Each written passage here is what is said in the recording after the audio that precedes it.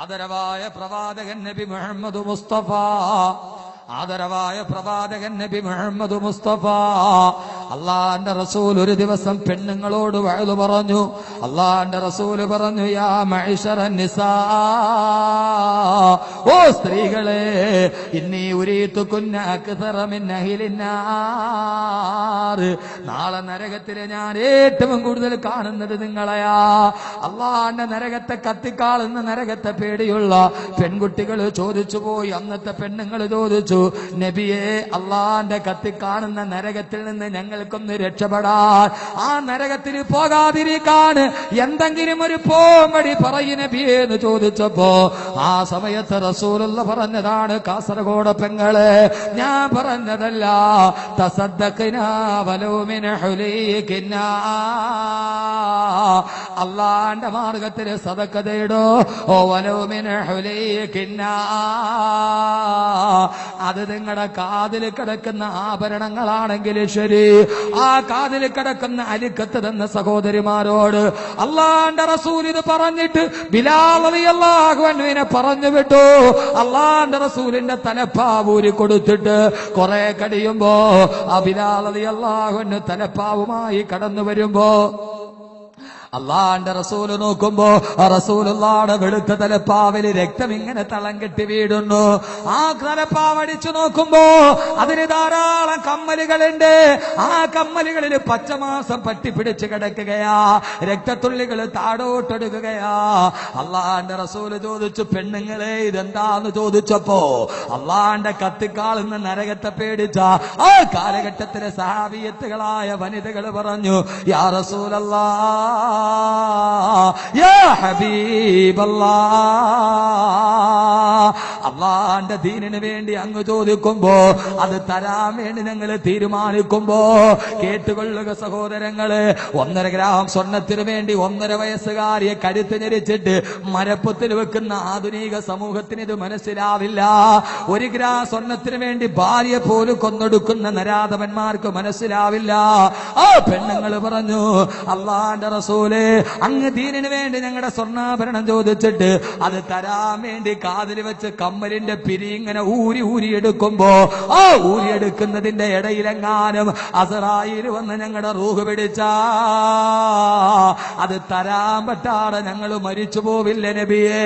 അതുകൊണ്ട് അസറായിൽ വരുമോ എന്ന് പേടിച്ചിട്ട് കാതിൽ കിടന്ന സ്വർണ്ണാഭരണങ്ങൾ ഞങ്ങൾ വലിച്ചു പറിച്ചെടുത്തപ്പോ അതിന് പച്ചമാംസം പറ്റിപ്പിടിച്ചതാണെന്ന് 14 നൂറ്റാണ്ട് മുമ്പ് പെങ്ങളെ നിന്നെ പോലെയുള്ള സഹോദരിമാര് പറയുമ്പോ അള്ളാന്റെ സ്വർഗത്തിൽ കിട്ടുന്ന 2 പ്രതിഫലം പറയുന്നതിന് മുമ്പ് ഇൻഷാ അല്ലാഹ് കാസർഗോഡ് പെങ്ങളെ ഊരിയെടുക്കുക. കാതിലെ കമ്മൽ ഊരിയെടുത്ത് കയ്യിൽ കിടക്കുന്ന മോതിരം ഊരിയെടുത്തിട്ട്, ഉസ്താദേ എനിക്ക് വേണ്ടി എന്റെ പൊന്നുമക്കൾക്ക് വേണ്ടി ഇൻഷാ അല്ലാഹ് അഹമ്മദ് കബീർ ബാക്കവി നാളെ തിരുവനന്തപുരത്ത് വാഴു പറഞ്ഞ നാളെ കഴിഞ്ഞ് പെരുമ്പാവൂർ പ്രഭാഷണം നടത്തുമ്പോ ഇൻഷാ അല്ലാഹ് അത് കഴിഞ്ഞിട്ട് വ്യാഴാഴ്ച രാത്രി തിരുവനന്തപുരത്ത് വീണ്ടും പ്രസംഗിക്കുമ്പോ കാസർഗോഡ് നിങ്ങൾ ഉറക്കത്തിലാണെങ്കിലും അല്ലാഹുവേ ഈ കയ്യിൽ സ്വർണ്ണാഭരണം എന്ന സഹോദരിമാർ 6666 രൂപ സദഖ ചെയ്ത സഹോദരങ്ങൾ മൗവലിൽ ഞാൻ വരുമ്പോ അറബി പള്ളിയിൽ വരുമ്പോ എത്രയോ സഹോദരങ്ങൾ പറഞ്ഞു, അല്ലാഹു കബൂലാക്കട്ടെ. ഒരു ദുആ കേട്ടില്ലേ, അല്ലാഹു സ്വീകരിക്കുമാറാകട്ടെ. അതുകൊണ്ട് സഹോദരങ്ങൾ വാളണ്ടിയേഴ്സ് അവിടെയുണ്ട്. അല്ലാഹു സുബ്ഹാനഹു വ തആല, അല്ലാഹു സുബ്ഹാനഹു വ തആല സ്വീകരിക്കുമാറാകട്ടെ. അല്ലാഹ് സ്വീകരിക്കുമാറാകട്ടെ, അല്ലാഹ് സ്വീകരിക്കുമാറാകട്ടെ. അതുകൊണ്ട് പെണ്ണുങ്ങള്, ഒരു പെണ്ണിന്റെ സംഭാവനയാണ്. നമുക്കൊരു പൊന്നുമക്കള് വേണ്ടേ, നമുക്കൊരു പൊന്നുമക്കള് വേണ്ടേ. എന്റെ കൂട്ടുകാരനാണ് പറഞ്ഞത്, ഒരു ആലിമായ മനുഷ്യന്റെ ഭാര്യ മരിച്ചു, 32 വയസ്സുള്ള പാവപ്പെട്ട പെങ്ങള് മരിച്ചു, 12 വയസ്സുള്ള മോനെ ഹാഫിളാവാൻ പോയി, 12 വയസ്സുള്ള മോനെ ഹാഫിളാവാൻ പോയി. ആ ഉമ്മ മരിച്ചു കിടക്കുമ്പോ 100 കണക്കിന് ആലിമീങ്ങൾ ആലിമീങ്ങൾ മയ്യത്ത് നിസ്കരിക്കാൻ വന്നു. പെങ്ങളെ, ഒരു സാധാരണക്കാരന്റെ, ഒരു സാധാരണ പെണ്ണിന്റെ, ഒരു ആലിമിന്റെ ഭാര്യയായപ്പോ കിട്ടിയ പ്രതിഫലമെന്താ? ആയിരക്കണക്കിന് ആലിമീങ്ങൾ മയ്യത്ത് നിസ്കരിച്ചു. ആ മയ്യത്ത് നിസ്കാരത്തിന് ഞാനുണ്ട്, എന്റെ ബഹുമാനനായ സുഹൃത്ത്, നാളെ ഇവിടെ പ്രഭാഷണം നടത്തുന്ന ബഹുമാനനായ നൗഷാദ് ബാക്കവിയുണ്ട്. സഹോദരങ്ങളെ, മയ്യത്ത് നിസ്കാരം കഴിഞ്ഞു. ആ പെങ്ങളെ ഖബറിൽ കൊണ്ടുപോയി മണ്ണിട്ട് മൂടി. എല്ലാവരും ദുആ ചെയ്ത് തിരിച്ചു വരുമ്പോ 12 വയസ്സുള്ള ഹാഫിളായ പൊന്നുമോന് അതാ ഖബറിന്റെ അടുക്കൽ നിന്ന് പൊട്ടിക്കരയുന്നു. എല്ലാവരും പിരിഞ്ഞു പോയിട്ടും അവൻ പോയില്ല. ഇത് ഞാൻ എന്തിനാ പറയുന്നതെന്നറിയോ? ഒരു പൈസ പിരിവിന് വേണ്ടിയല്ല.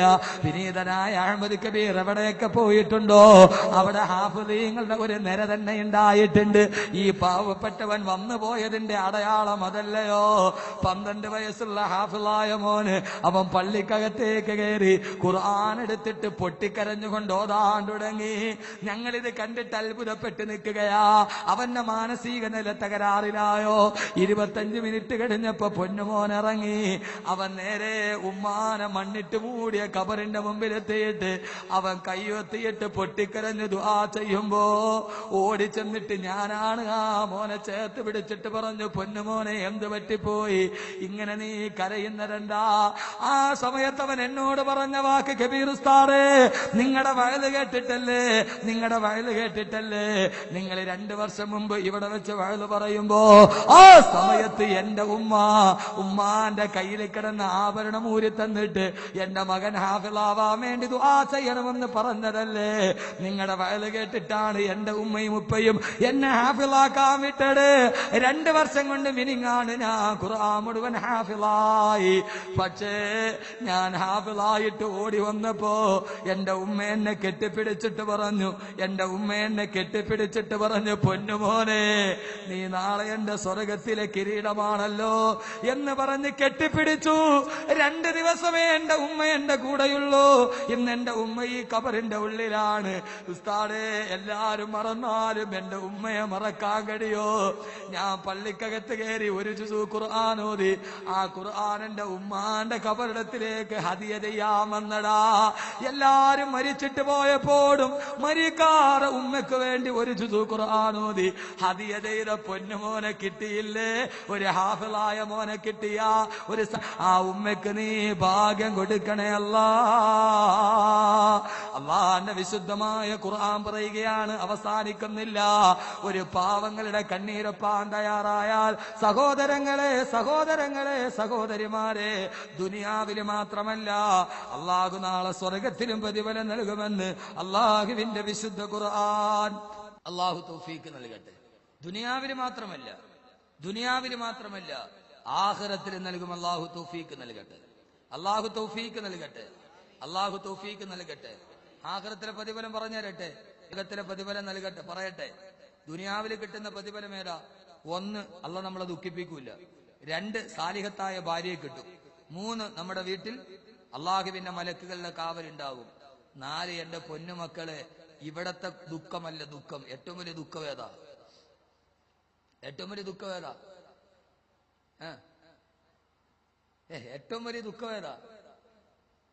ആഖിറത്തിലെ ദുഃഖം. ഇവിടത്തെ ദുഃഖം അല്ല, അത്ര വലിയ ദുഃഖമല്ല. ഇവിടത്തെ ദുഃഖം അത്ര വലിയ ദുഃഖമല്ല.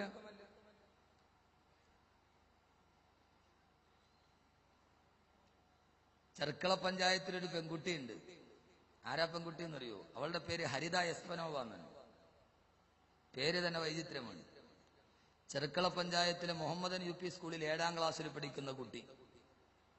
അവൾക്ക് രാവിലെ സ്കൂളിലോട്ട് പോകുമ്പോൾ അവളുടെ അച്ഛനും അമ്മയും മിഠായി മേടിക്കാൻ പൈസ കൊടുക്കും. മാമന്മാരൊക്കെ ആഘോഷത്തിന് വരുമ്പോൾ കളിപ്പാട്ടം മേടിക്കാൻ പൈസ കൊടുക്കും. ആ പൈസ അവൾ കൊണ്ടുപോയി ഒരു ചെറിയ ഭരണിയിൽ കൊണ്ടുപോയി സൂക്ഷിച്ചു. സ്കൂൾ ആനുവൽ വെക്കേഷൻ അടയ്ക്കാൻ സമയമായപ്പോ ആ പൈസ മുഴുവൻ നമ്മൾ കുടുക്ക പൊട്ടിച്ചു. എന്താ അവനെ കുടുക്കല്ലേ? കുടുക്ക പൊട്ടിച്ച് എണ്ണി നോക്കിയപ്പോൾ 223 രൂപ 35 പൈസ ഉണ്ടായിരുന്നു. കാസർഗോഡ് ജീവിച്ചിരുന്ന പെണ്ണാണ് അവൾ, ഇപ്പോഴും ഉണ്ട്. ആ കുടുക്ക പൊട്ടിച്ച പൈസ നേരെ അവളുടെ ക്ലാസ് ടീച്ചറിന്റെ കയ്യിൽ കൊടുത്തിട്ട് പറഞ്ഞു, കാസർഗോഡ് തളങ്കര പഞ്ചായത്തിൽ എൻഡോസൾഫാൻ ദുരന്ത ബാധിതയായി വളർച്ചയെത്തിയിട്ടും വിസർജിക്കാൻ കഴിയാതെ മൂത്രാശയം വെളിയിലോട്ട് തള്ളി വല്ലാതെ കഷ്ടപ്പെടുന്ന സുമയ്യ എന്ന് പറയുന്ന എൻ്റെ അതേ വയസ്സുള്ള ഒരു പെൺകുട്ടിയുണ്ട്. ആ കുട്ടിക്ക് ഇത് കൊടുക്കണമെന്ന് പറഞ്ഞ് അവൾ സ്കൂൾ ടീച്ചറിനെ ഏൽപ്പിച്ചു, ക്ലാസ് ടീച്ചറിന്. ആ പൊന്നുമോൾ മിഠായി മേടിക്കാൻ അച്ഛനും അമ്മയും കൊടുത്ത പൈസ, ആരൊക്കെയോ കൊടുത്ത പൈസ, അത് മുഴുവനും പെറുക്കിയെടുത്ത് കുടുക്കയിലിട്ട് 1 വർഷമായപ്പോ 222 രൂപ 35 പൈസ ഉണ്ടായിരുന്നു. ഈ സുമയ്യാക്ക് കൊടുക്കണമെന്ന് പറഞ്ഞ് അവൾ കൊടുത്തു. അത് ക്ലാസ്സിൽ വലിയ ചർച്ചയായി. പിറ്റേ വർഷം അവളുടെ ക്ലാസ്സിലെ കുട്ടികൾ മുഴുവനും അവരുടെ അച്ഛനും അമ്മയും മിഠായി കൊടുക്കാൻ വേണ്ടി പൈസ മുഴുവനും സൂക്ഷിച്ചു വെച്ചു.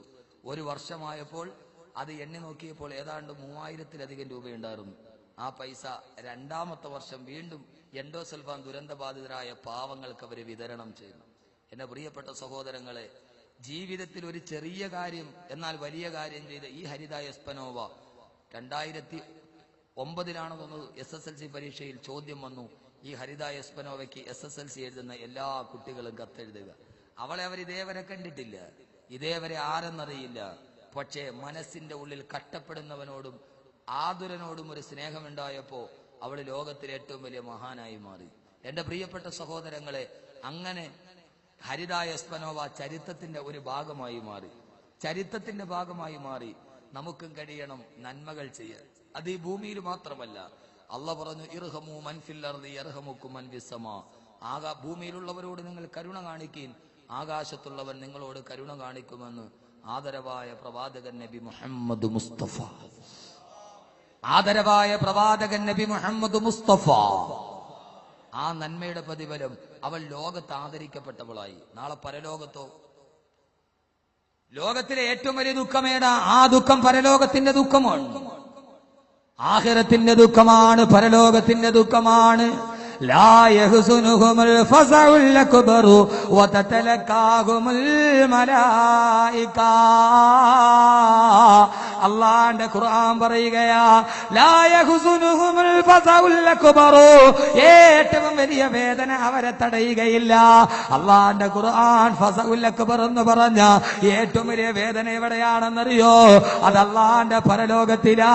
ഒരു ചാൺമുകളിൽ സൂര്യൻ ഉദിച്ചു നിൽക്കുമ്പോ, താഴെ ചെമ്പിന്റെ തറയിൽ നിൽക്കുമ്പോ അല്ലാഹ് പറയുന്നു, ആ സമയത്ത് ഞാൻ പരലോകത്തിന്റെ എല്ലാ കാഠിന്യതകളും ഒഴിവാക്കി കൊടുക്കും. അതാർക്കെന്നറിയോ? ഇന്നമാ വയുതഇമൂന തആമ അലാ ഹുബ്ബിഹി മിസ്കീനൻ വയതീമൻ വഅസീറാ. മിസ്കീനായ പാവങ്ങൾക്കും അനാഥകൾക്കും ജയിലിൽ അടക്കപ്പെടുന്നവർക്കും സഹായം നൽകുന്ന ആളുകളുണ്ടല്ലോ, അല്ലാഹ് പറയുന്ന അവർക്ക് ആഖിറത്തിൽ കൊടുക്കുന്ന പ്രതിഫലം എന്താ? ഫവക്കാഹുല്ലാഹു ശർറ ദാലികൽ യൗമി വലക്കാഹും നദറതൻ വസുറൂറാ. നാളെ പരലോകത്തിന്റെ ഫവക്കാഹുല്ലാഹു ശർറ ദാലികൽ യൗമി, നാളെ പരലോകത്തിന്റെ ഏറ്റവും വലിയ വേദന, ഏറ്റവും വലിയ വേദന എങ്ങനെ സഹിക്കും സഹോദരങ്ങളെ? എങ്ങനെ അനുഭവിക്കും സഹോദരങ്ങളെ? ആ സമയത്ത് ഫവക്കാഹുല്ലാഹു ശർറ ദാലികൽ യൗമി, ആ ദിവസത്തെ ഏറ്റവും വലിയ ദുഃഖം അല്ലാഹു അവർക്ക് മാറ്റിക്കൊടുക്കുന്നവരാരെന്നറിയോ? അവര് പാവങ്ങളെ സഹായിച്ചവരാണ്, അവർ യതീമീങ്ങളെ സഹായിച്ചവരാണ്. നാളെ അടുത്ത കല്യാണത്തിന് മഹർ 2013 2 പെൺകുട്ടികളെ ഏറ്റെടുത്തവരുണ്ട്. അല്ലാഹുവേ നീ സ്വീകരിക്കണേ അല്ലാ. തീർച്ച ദുനിയാവിലും നിങ്ങൾ ദുഃഖിക്കില്ല, ദുനിയാവിലും നിങ്ങൾ ദുഃഖിക്കില്ല. അഹമ്മദ് കബീർ വിട പറയുന്നതിന് മുമ്പ് 10 സലാത്ത് ചൊല്ലി ദുആ ചെയ്യുന്നതിന് മുമ്പ് സഹോദരങ്ങളെ, അല്ലാഹു ദുനിയാവിൽ നിങ്ങളെ കഷ്ടപ്പെടുത്തില്ല.